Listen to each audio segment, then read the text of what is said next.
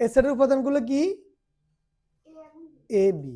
B set হচ্ছে A B C, R she said হচ্ছে এ union B, অর্থাৎ A B A set R B সেটের যে সংযোগ সেটটা, তার যে উপাদানগুলো সেটা হবে সি সেটের উপাদান।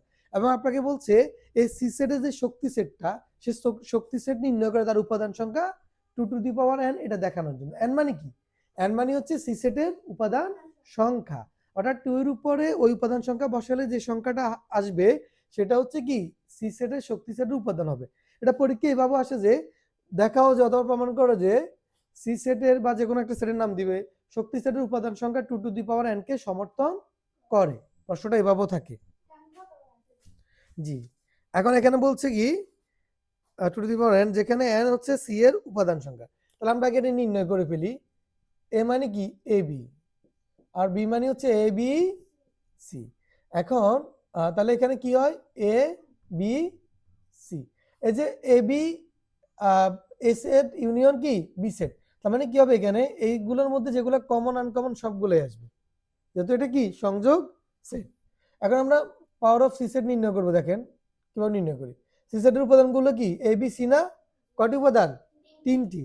তাহলে আমরা দেখেন তো প্রথমে কি রাখতে পারি অরি, তারপরে এ দিয়ে একটা সেট তৈরি করতে পারি বি, তারপরে কি সি, তারপরে দুইটা দুইটা করি এ বি বি সি, আর এটা হচ্ছে কি এ সি, দুটো দুটো শেষ তো।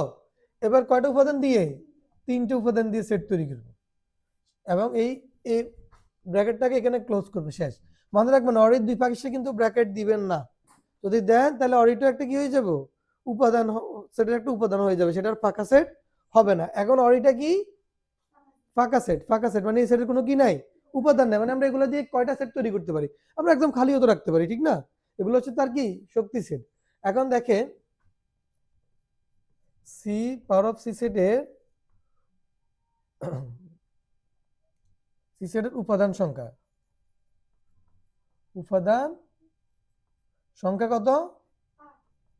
8। 8 কে কি লেখা যায়? 2 কিউব, কিউব মানে কত?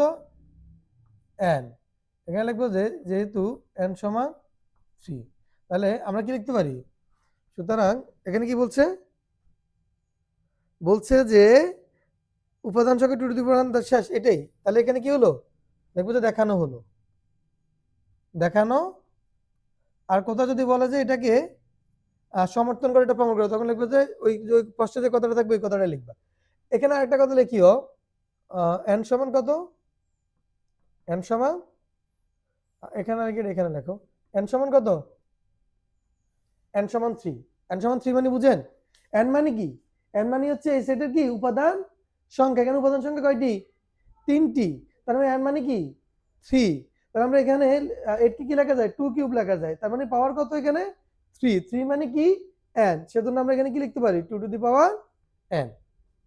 মনে থাকবে লেখাগুলো, নিজে নিজে সমাধান করবে।